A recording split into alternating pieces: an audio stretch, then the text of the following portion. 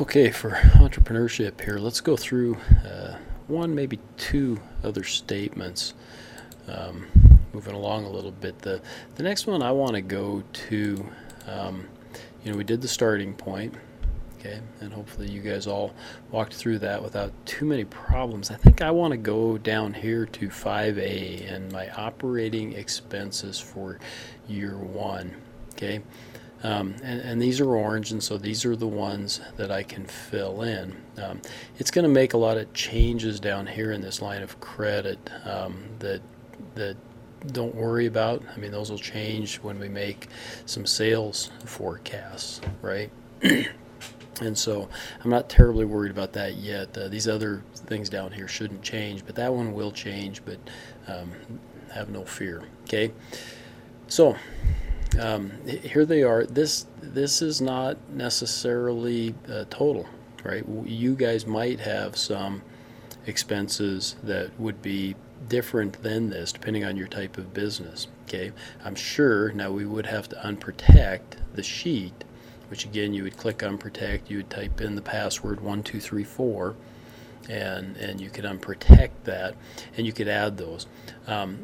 Also, if there's some here that we're not using, for example, commission and fees, in my business for sure I'm not going to pay any commissions and fees, and so therefore I could just simply change that. Again, to change it I would have to go through the unprotect process, and I might change it and move it down here, and move these other ones up. So we should be able to do those types of changes if we need to over here, simply by unprotecting the sheet.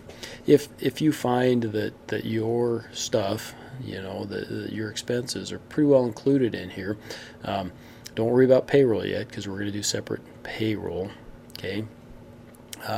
And you can see interest and other things are already calculated down here, okay? So if you find that most of your stuff, your expenses that you're going to have are listed, then we're okay.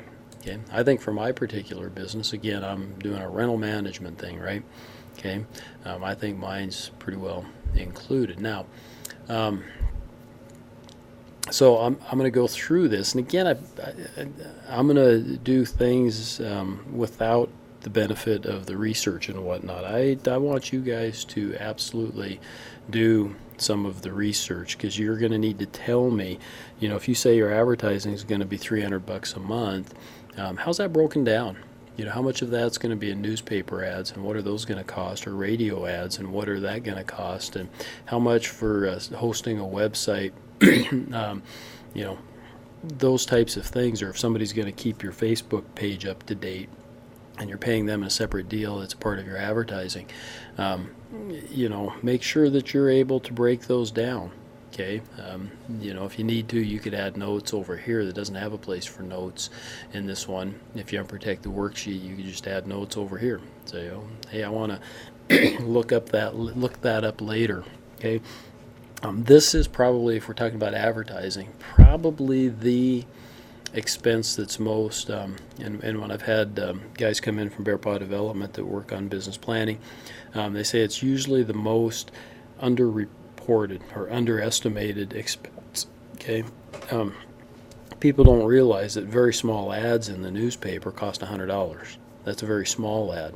Okay, so if you did one of those a month, you'd have $100 in expense, and to have an ongoing contract with the radio, maybe $300 or $400 a month. All of a sudden, if you combine that with some advertising in the newspaper, you're $500 or $600 or $700 perhaps, just in those two. Having a billboard might be $400 or $500 per month. Okay, so those things are, like I said, very often underestimated. So make your estimate, but go and be prepared to look up. And you guys may be more creative in terms of your advertising, and certainly will use more social media than I'm familiar with. Okay, I fully expect that from your guys's. When we get into your marketing plans and whatnot, that you're going to tell me about your social media presence and what you're going to do, and et cetera, and things that I wouldn't have a lot of experience in. I would definitely, if I were to have a business, I would have a presence on social media. I'd have to pay somebody to do that for me. So, okay. So anyhow, advertising. I'm going to estimate that I'm going to do $300 a month. I'm not going to need a ton of advertising, right? It's going to be, a variety of things probably. Your advertising may not be consistent either, right? You may have seasonal, and that's fine. Then you would change by the month. You can see I entered minus 300 and I copied it along there. I don't think that my advertising would be seasonal. I think it'd be pretty steady. This may be a couple of classified ads, every month, and that would be a decent place to put them. It might be, the magnetic sign on the side of my pickup or, some such, okay? Car and truck expenses. Now, I had a car and truck, right? Vehicles. And so I'm going to have some expense that's involved with that. I'm going to own that. So my expense is going to be my maintenance and my, my gasoline and those types of things, right? And for the most part, I would say that's going to be pretty steady, but maybe every 6 months or so, I'm probably going to want to get it, the oil changed and do those types of things. Gas is down, and so again, now here I'm going to make some estimates. If I were you, I would have a little thing over here that says, I estimate I'm going to drive 500 miles per month. For me, that might be reasonable for this business. Okay, and my vehicle gets in town 10 miles to the gallon, so I'm going to have to buy 50 gallons of fuel every month, and that's at today's price, let's just say it's $2 then, so that's going to be $100 a month in fuel. Okay, and probably, I better figure another 10 or 20% on top of that for just other miscellaneous things that I'm going to need, wiper fluid, whatever the case may be. Okay, so that's going to be 120, and that's for the first 3 months. And then, like I said, every 6 months I'm going to change. In fact, I'm going to do this, and I'll show you. But I'm going to go ahead and copy that 120. But in month number 3, I'll say, I'm going to get the oil changed. I'm going to have some service work and stuff done on it. That's going to be, another $200, let's say. So let's say I'm 320 in that particular month. In month 9, I'll do the same thing. So $200 to get it, some special service done on those particular months. Commissions and fees. I can't imagine that I would have any commissions or fees that I would necessarily pay for this particular business. You guys might, if you're hiring salespeople, that you're going to pay on the commission. That could be fees that you might pay others. Keep in mind that it wouldn't be professional like your accounting and stuff. That's going to come down here. Okay. And so I wouldn't include those types of fees. These would be fees that you might have to pay. If you had an annual fee that you had to pay to belong to the American Managers Rental Managers Association or some such. Okay. And I wouldn't. Contract labor, I might have some. If I'm not going to get out and do all the lawn mowing and doing those types of things, I may contract some of that out. That would be reasonable to expect. Okay. I may have snow removal, maybe I'll do the mowing because I don't mind doing that, but I'm going to have snow removal for December, January, and February, and maybe some in March. And so here in December, that's going to run me a decent amount of money, maybe $500. And again, you guys should kind of figure out, what is there, 2 big snowfalls per month in December, January, and February. And then maybe not quite so much for April, $300, okay? 1 big snowfall type of a thing. Okay, my insurance, I had insurance in my starting point here, okay? And that became a part of my, this additional inputs that I changed to 1 year. And that already does show up on here as part of my amortized startup expenses. Okay, and as a result, because I had to pay for that up front, I don't think I'm going to have other insurance bills, right? I'm probably only going to need the one liability policy. For most of you, that's going to be the case. A liability, you might have, vehicle, I guess, insurance too, that would come up, and I might have that. But I don't think for my liability policy, because I paid that in advance, and I showed that here, okay, right there, my 1800, and it shows up on here as part of my amortized startup expenses. I'm not going to put that up here, but I will have my vehicle, okay. So you're going to have to separate out these insurances a little bit. And vehicle expense usually gets paid about every 6 months. Let's see, if I'm getting my vehicle serviced, then I'll probably pay that the first month and the 7th month then. So I don't know. My guess is about $500. You guys shouldn't guess. Okay, I expect you guys to kind of look that up. Legal and professional services, yeah, I'll pay to have my taxes done every March, I guess, or April, before they get at it or before they bill me. Gosh, probably $1,000 the way those guys are. Licenses, I wouldn't need any licenses, any renewals. I don't think of any licenses. Our city of Havre doesn't, but if your business is in another location, you may have to check. Okay. Rent or lease vehicles, machinery, equipment, rent or lease other business property. I could see me in this business having to do that occasionally if I had, maybe some work or something that I had to do in the summer, whatever it might be. I might have to rent a tractor. I might have to rent a skid steer or something like that if I was going to do some of the work myself or something. I could see that being a possibility. Probably here in the summer months would be my bet. And I'm just going to estimate. Okay, maybe $1,000 a year that I might have to do. Okay. Rent or lease other business property, I can't imagine that. Repairs and maintenance, I had my car and truck expense up there. I would have some repairs and maintenance that I better figure on my lawnmowers and those types of things.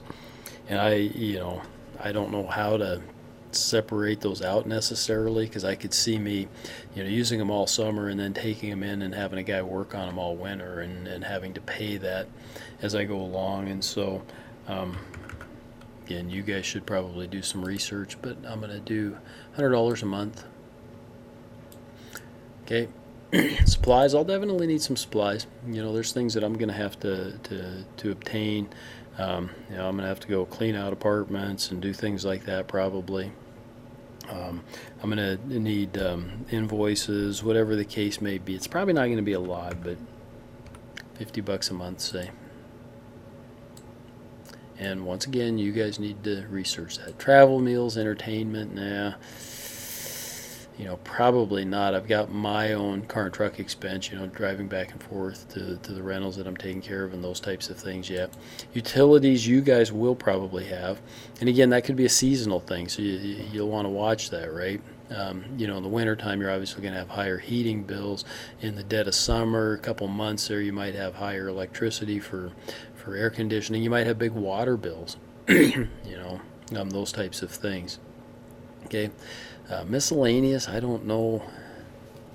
I can't think of any. Okay, I can always come back and add that. Okay, so I think, me not having done a lot of research, but I think I've probably done a reasonably good job of estimating what my expenses are. And I like to do my expenses first, and I'll show you why. Because 24/4, okay, I'm getting a better idea of what I'm going to need to forecast for my sales, right? Okay, I'm getting a little better idea what I'm going to need to forecast for my sales. I'm going to have to mess around on the sales too a little bit, because obviously this is product lines and my business is a service business, and so we might have to change some things, and a lot of you guys probably going to have service businesses as well, so we might have to change some things there. How about payroll? If your business, and let's take a look at payroll. This will be the second one that we do. It looks like these orange ones are the only ones we might have to fill. If your business, excuse me, is Anything but a corporation, a C corporation. And my guess is that none of you would choose a C corporate form, okay? Then you will not pay owners, okay? So the only time you would have owner's compensation is if you are a C corporation. I think that's how this is set up, okay? And we'll have to see, because on the cash flow there should be a spot for owner's withdrawal or owner's distribution. Okay, now this says only record owner's draws above those already listed on the payroll tabs, but again, unless you're a C corporation, you would record it all as just an owner's distribution.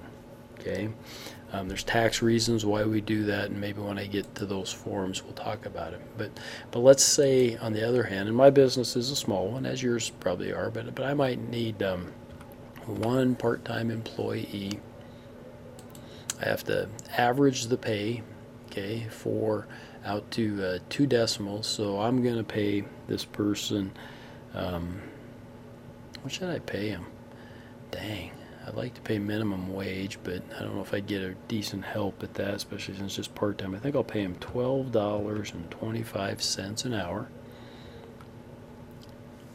And they're just part-time, and so they're going to work for me for how many hours a week? Let's say 25 hours per week. Isn't that cool? It takes and it figures out what their Social Security withholdings are, what their Medicare is, what their unemployment tax is, and the state unemployment tax.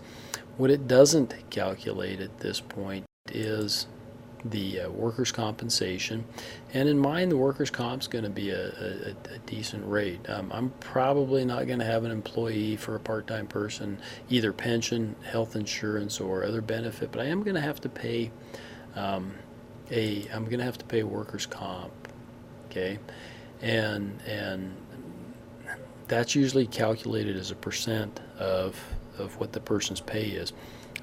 This is going to take a little research maybe. Some of you, and I think one or two of you, has decided you're going to be contractors.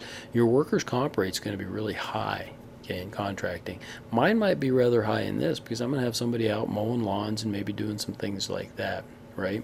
And so it might be pretty high. I'm going to, let's put in even 25% and just see what happens, okay? I don't think that that's unreasonable, okay? I don't think that that's unreasonable. And I put that in, okay, that means I'm going to have to pay $4,000 a year in workers' comp. I think that's maybe in the ballpark, okay. I would have to call the state or look up at, I think, workers' comp rates. I think the Secretary of State's office would give me that, okay. So there I've got payroll, and I've got my income statement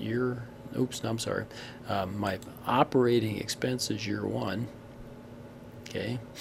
And payroll doesn't come on to here, but it is coming on to here then, okay. And this thing's still got a ways. There's my payroll. We still got a ways to go on this, okay, because we got to get our sales estimates and some things like that. So far I'm showing a big loss, okay, but hint, this is giving me a pretty good idea what I'm going to have to project my sales to be. Okay, it's giving me a really good idea what I'm going to have to project my sales to be. So that's kind of cool. And do I got some other expenses? I don't think so. Okay, so between my operating expenses and my payroll, I've got most of my expenses done. And so what I want you guys to do is going to be this 5A and 2A. Okay, so it's operating expense year one and payroll year one. And that's it for this time. Next week we'll move ahead. We'll probably go to work on cash flow. We'll probably next go to work on sales forecast. So if you want to mess around on that, that's fine. Don't get too far ahead, or if you do, save it as a separate file in case you make some errors that we got to come back and fix in some fashion. So we'll talk to you next week.